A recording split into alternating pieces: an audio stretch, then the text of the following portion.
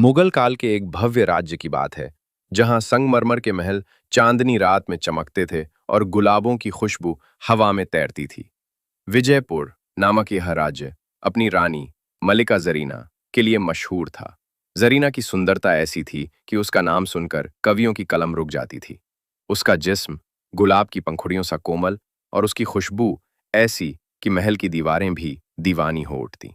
मगर इस खुशबू के पीछे एक रहस्य था। दो जुड़वां रानियां, जरीना और जोया, जिनकी शक्लें इतनी एक सी थीं कि कोई अंतर न कर पाता। दोनों की आंखों में वासना और तन्हाई का मिश्रण था, जो राज्य के हर मर्द को बेकरार करता। राजा महेंद्र सिंह, एक शक्तिशाली और रहस्यमयी शासक, अपनी रानी की इस खुशबू के दीवाने थे। मगर उन्हें भी नहीं पता था कि वो जरीना है या जोया। कहानी की शुरुआत, महल की रातें आलीशान थीं। रेशमी पर्दों के पीछे जरीना या जोया राजा के साथ हर रात प्रेम की गहराइयों में डूबती।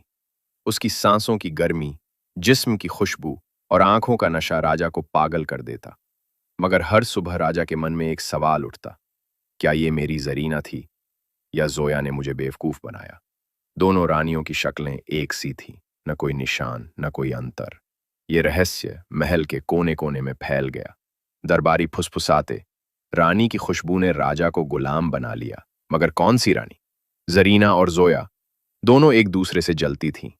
जरीना को लगता, मैं राजा की असली मलिका हूं, जबकि जोया सोचती, मेरा जिस्म, मेरी खुशबू ये राजा का दिल जीत चुकी है।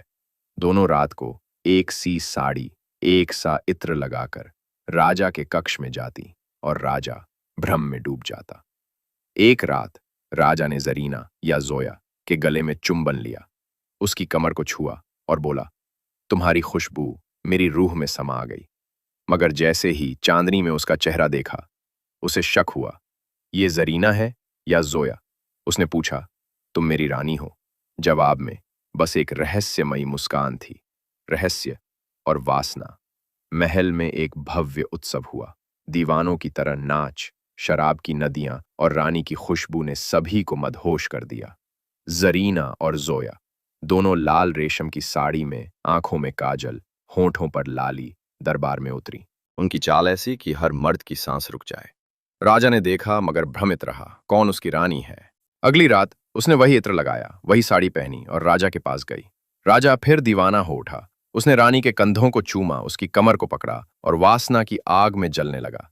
मगर फिर वही सवाल, ये कौन है? दोनों रानियों की ये चाल महल को एक कामुक जाल में फंसा रही थी। दरबारी, सिपाही, यहां तक कि दासियां भी इस रहस्य में उलझ